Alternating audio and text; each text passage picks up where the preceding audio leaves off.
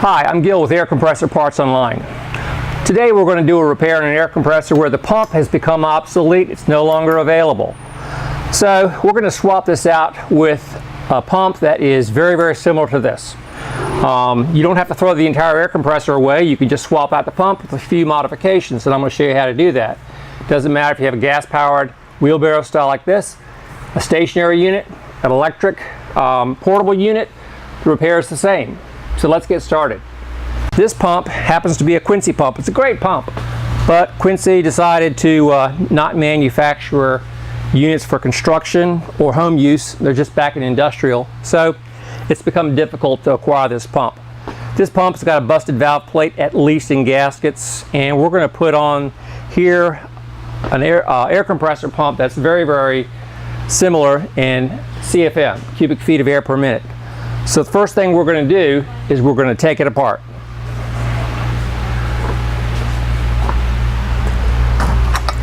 Actually, we're going to just disconnect the transfer tube. On this particular one, it happens to be 7/8 inch. It's a steel braided tube, these are great because they don't kink like a copper line. By the way, you can swap your copper line out for one of these. We have this on our website. Just all you have to have is a flare fitting. So the first thing you do is you take that off. Now this particular one has a belt guard on it that we need to take off, and we're going to remove the belt guard after we figure out what size bolts they've decided to put on here. Looks like good old 13mm, 1/2 inch. Okay, one of the first things, modifications you're going to know, you'll find out by the time you put it all together, is this belt guard is held on by a little L bracket through one of the bolts in the head of the pump.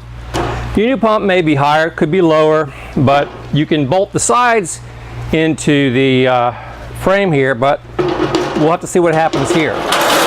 First thing we're going to do is we're going to lift off the belt guard. So that's that. We're going to roll off. Now you're going to lose it this way. You get a couple of different ways you can do this, but simply we're going to take the belt off, roll off the flywheel. You can use a screwdriver, whatever. It just pops it off. That way it'll be a little bit easier to take the mounting bolts off the pump instead of it straining against the belt. So we're going to save the belt. By the way, also the belt may have to change. The flywheel size. This is a good size flywheel. I don't have a tape measure over here, but this one probably looks to be a good 14 inches. The new one I believe is 10 inches. So that's going to change things up. And what we're going to have to do is on the new pump, we're going to have to determine the maximum RPMs that your new pump is designed to run at. There's going to be a range. It's going to say between 650 and 825 RPMs. So you're going to take your motor, whatever motor you have, you're going to have to find the RPMs of your motor. It's going to either be 1725 RPMs, 3450. That's pretty typical electric motors. Gas engines, about the same thing. 3425 is what most of these run. So your engine's going to be turning at whatever RPM that is. You have to find out from the motor. It's going to have a pulley on it. It's going to have a small pulley and a big pulley. So let's take a look at that. Here we are. We have a small pulley, that's the engine pulley, electric motor pulley. We have the large pulley on the pump. So you're going to need to measure those and get the measurement first. Next thing is to take off. We're going to take the mounting bolts off. So you'll have to figure out what size the bolts are. Happens to be 1/2 inch. And you just remove the nut. Fortunately, it has one of those self-locking nuts. So that was pretty easy to take off. You're going to do the same thing with all 4 bolts. Typically, these pumps are attached with 4 bolts. Again, I'm not going to bore you with removing the bolts, so we'll cut out and come back. With the mounting bolts removed, now we are going to simply lift the pump off the frame.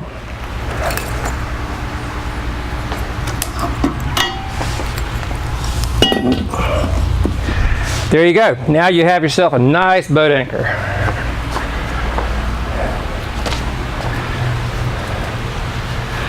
Now, with this particular gas-powered air compressor, we pressure washed it and degreased it before working on it, because these units, they get really greasy out in the field. So it makes it a lot easier to work with. Of course, I've got these nice gloves on. Don't want to get grease under my fingernails. I want to keep the wife happy. You know what it's like when you come at her with lobster claws. Doesn't make her so happy. So here we have a very clean base plate. And now I'm going to go get the pump that I'm going to put on here and tell you a little bit about it. This is a Schultz MSL 10 pump. That doesn't mean anything to you. It just happens to be a pump we have here. Sell a good number of them. Let's take a look at the mounting holes. Oh sweet. Guess what? Mounting holes line up perfectly. Give you a better shot of that. Actually, you don't need to see it. Just no, I'm telling you, it mounts up. I'll show you. Here we go.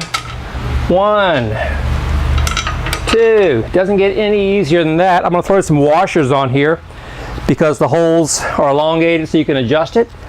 And I don't want this thing sliding around, but that makes life very easy. A lot of these pumps are designed so they're a little bit interchangeable mounting holes wise. This one we just happen to get lucky. So the first thing is, if the mounting holes don't line up, you have to drill them. How do you drill them? Well, the first thing you do is you have to make sure that your flywheel lines up with the pulley on the motor. So let's take off the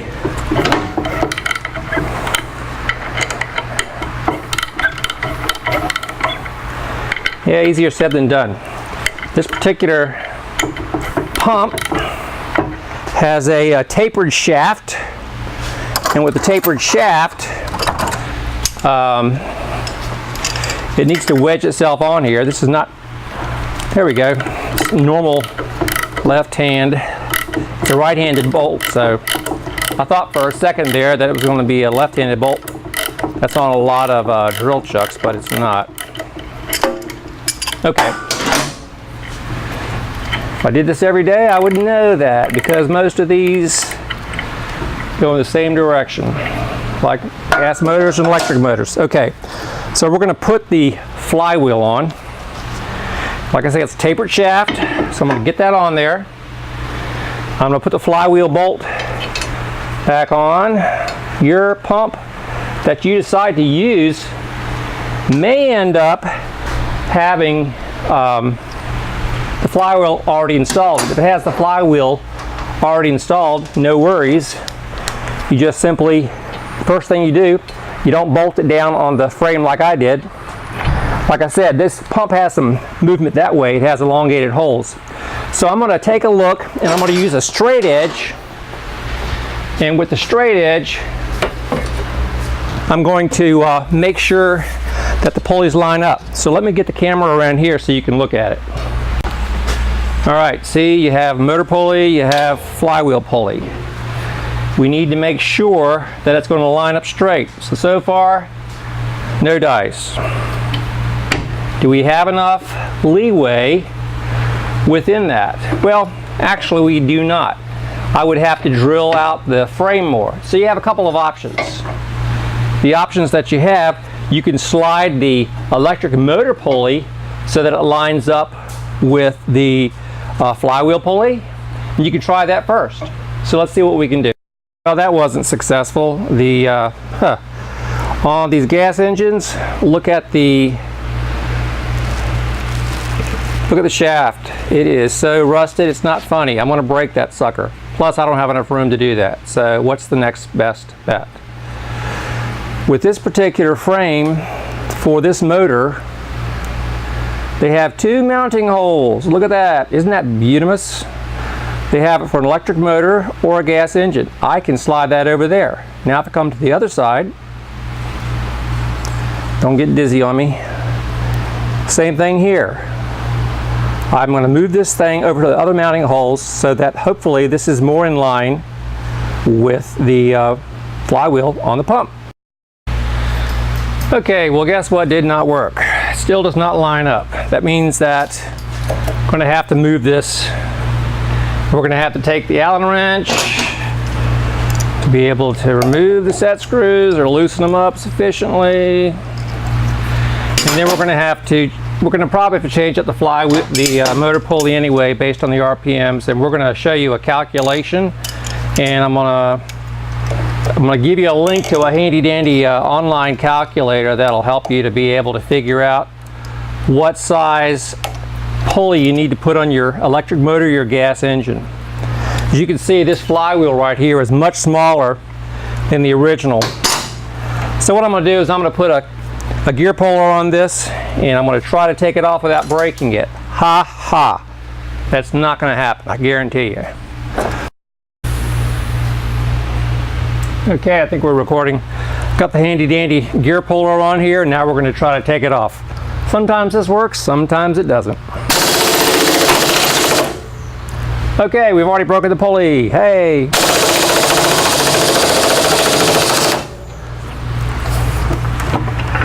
Well, I knew that was going to happen. Typically, this happens most of the time.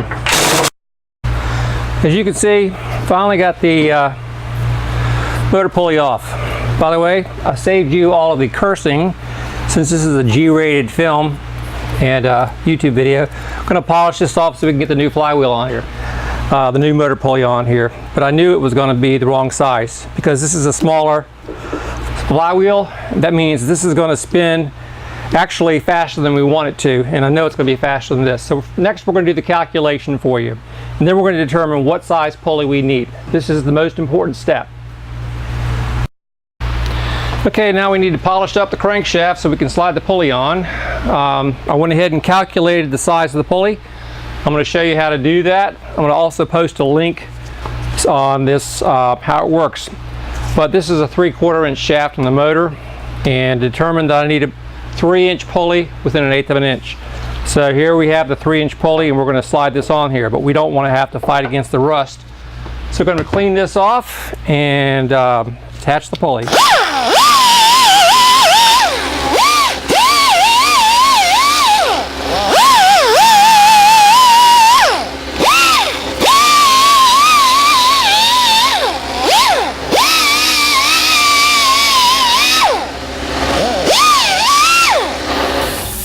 Alrighty. By the way, make sure you use eye protection when you're doing that. As you can see, it slides on nice and easily now. What we're going to do is we're going to line it up so that we have the correct alignment between here, which is the flywheel. This pump I still have loose, so I can move it a little bit, but not a whole lot, to be quite honest with you. I don't get much play with this particular pump. So that's as much. Plus you got to make sure that it's going to clear the belt guard here. So you want to pull it off a little bit because you're going to have to slide the belt guard over top of the flywheel. So you want to make sure that you have some clearance. So that's about where it needs to be. Next we're going to line this up. We want to go center line to center line. So as you can see, it's going to have to come out some. Make sure the motor is square. So you're going to have to put it like this, make sure it's square. But you're going to go center to center. So you're going to basically just eyeball this until you can get it straight, so your belts are going to end up being correct. And what I like to do is to simply get a Sharpie, and once I get it lined up like I want, I'll go ahead and mark it with a Sharpie right here so that I can get it perfect. It's about where I want it, so I'm going to go ahead and make a mark on this side and this side. That way, once I put the set screws in there and tighten those, it doesn't move. Okay, the pump's on there. Got it bolted down, and we have some play in the gas engine. By the way, if you have an electric motor, you're also going to have play on that as well to be able to slide it back and forth. That's typically where the adjustment is. You don't usually adjust the pump. But as you can see, got a lot of play but this belt is way too big. Why is the belt too big? Because the old flywheel was close to 13 inches. This one's 10 inches. The old pulley was over 4.5 inches. This is like 3 1/8. We're gonna have to get a new belt. And there's also a great handy dandy belt calculator that I'll show you as well, how to calculate what size belt you need. Yes, you can take a cord, wrap it around the outside diameter, lay it out on a tape measure, and find out what it is. But that's a royal pain trying to keep the cord on the outside edge, keep the tape measure. I mean, there's a way to do it that's kind of a scientific way. It's not real hard, and it's an online calculator. So we're going to use this. By the way, if your pump, which most of them have, is a 1/2 inch wide belt or 4L belt, then your pulley for your gas or electric motor or engine needs to be a 1/2 inch pulley as well. When you get your new pulley, you're going to have to determine the inside diameter of the pulley on the motor that you have, and also the outside diameter. Now, this particular pump, this one, the ideal RPMs on this right in the middle is 1100 RPMs. Okay, this MSL 10 Max pump, it runs anywhere between, I don't know, 900 RPMs and 1250. So 1100 was a good, it's not going to run it too fast. You don't want to run it at the max RPMs, and pumps typically have a minimum and a maximum. It's great to put them around 60% of what it should be in the middle there, and that's what we're going to use. So it'll run at the optimum RPMs, keep it cool, but deliver the most horsepower. So the next thing we're going to do is we're going to get a belt that actually fits. Okay, 45 inches is what we need. Like I say, we have some play between the engine and the pump. All we need to do now is pull it apart and make sure we have no more than a 1/2 inch deflection in the belt. Now when I say 1/2 inch deflection, I mean when you push it down, you have no more than a 1/2 inch, but you want a 1/2 inch. You want between 0 and a 1/2 inch. Ideally, 1/2 inch is great. Any more than that, it's going to slip.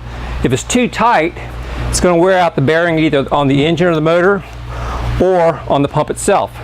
So now what we're going to do is we're going to spread it apart, and then we're going to take our wrench and we're going to tighten up the mounting holes for the pump. Actually, it's going to be for the engine. You can make a special device for this for pushing these apart. You can get like a turnbuckle in the middle and spread them apart. If you're going to be doing this a lot, if you're not going to be doing it a lot, which I don't think you are, you could simply pull the engine, pull the motor, whatever, put your wrench on top,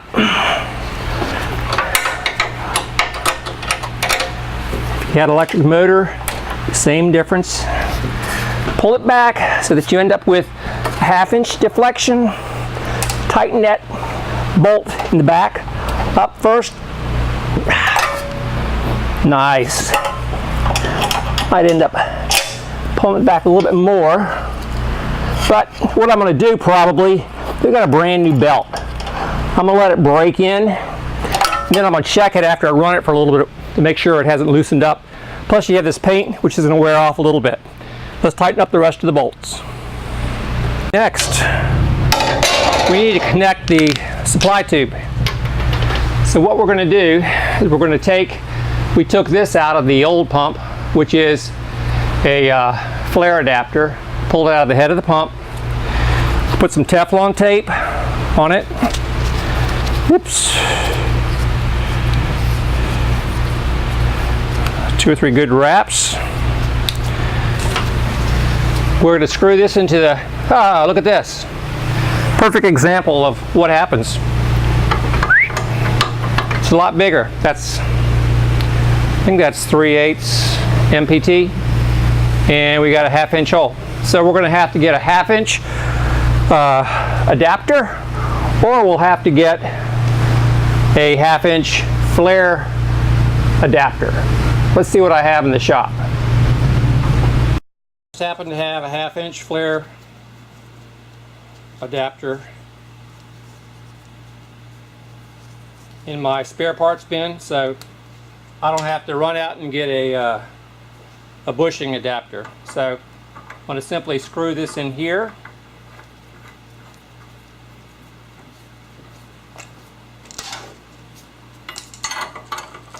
Nope, not the right size. 7/8 is what it needs to be. So I need to find my 7/8 inch wrench and finish it.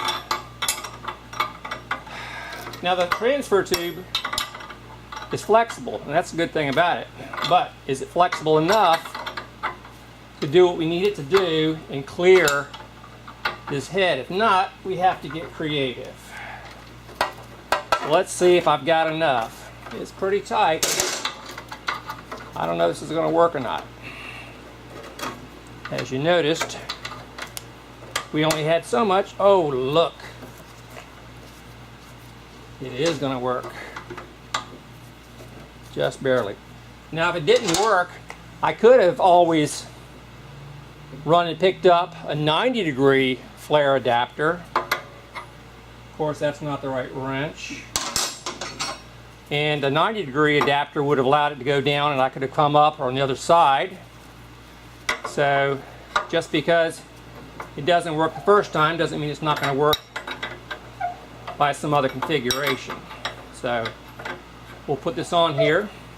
The great thing about these braided transfer tubes, if you have a copper tube, you're going to have to do all kinds of bending. We have a section on our site called braided transfer tubes, and we have some kits there that work real well in making this work. So we're going to go ahead and finish this up. Make this nice and tight.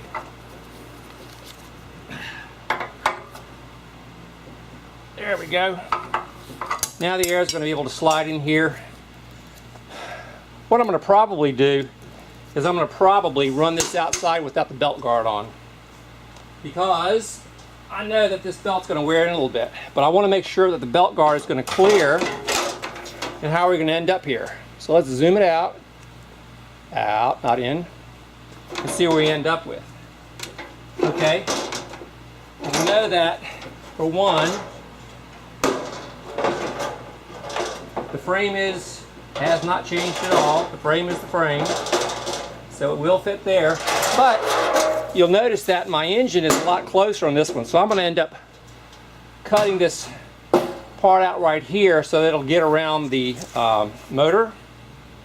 And when I do that, it will end up being right about here. Now, if you notice, this is a little off from where the bolt was on the previous pump, but it's not off that much.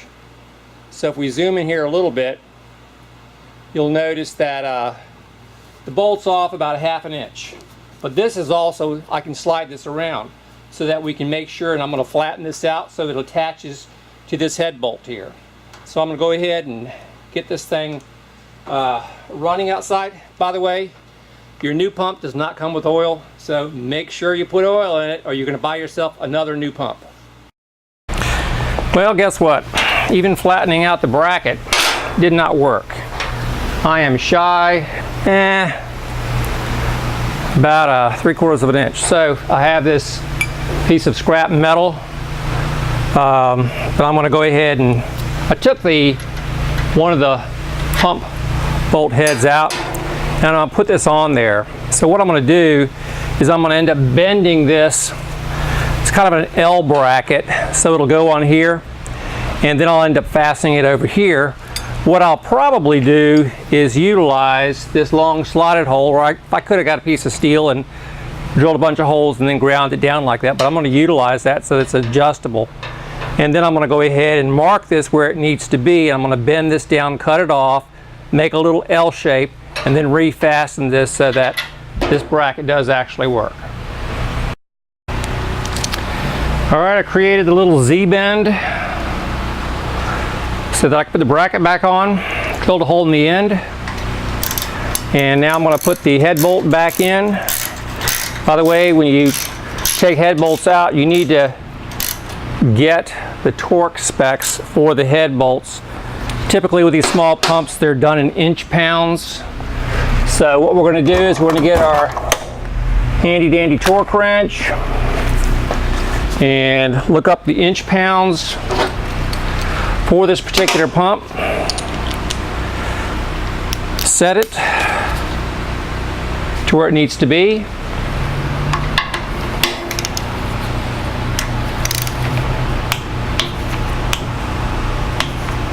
Yep.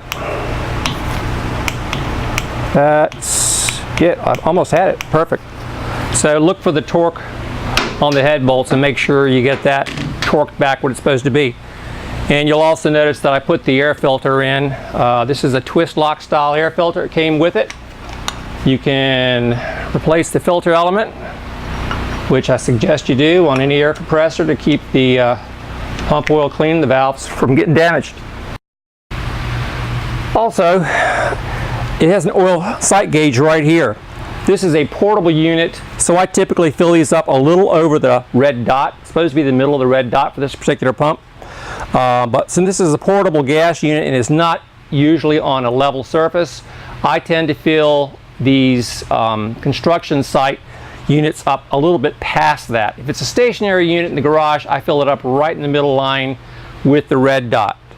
Make sure to use fully synthetic pump oil for a brand new pump. You won't have to change it for a year unless you're in a really dirty, dusty environment. So as you can see, it really wasn't that complicated of a repair. The biggest thing for these is getting the pulley off your electric motor or your gas engine. And for us, we were very fortunate not to have to drill 4 brand new holes in the deck of where the pump was. But it's not that big of a deal. Typically, 3/8 inch bit is what most of the bolts take to be able to do that. What you want to do before you do that is put it in line with where the other pump used to be based upon where the flywheel sits. And if you have to drill 4 brand new holes, you're going to probably have to change, unless you're working with a flywheel that's the exact same size, you're probably going to have to change out the pulley in your electric motor anyway. But say for instance you were changing out a 10-inch flywheel pump with a 10-inch flywheel pump. Well, if you have to drill new holes, you can put that pump perfectly where the old one used to go, and you could possibly not even have to replace the belt or the pulley, but for most applications you're going to have to calculate what the RPMs of the new pump needs to be. So I'm going to go ahead and put the belt guard on. I'm going to run it outside and I'm going to show you that it pumps up, and we have saved ourselves a bunch of money by simply replacing the pump with another pump that is very similar in CFM to the old one.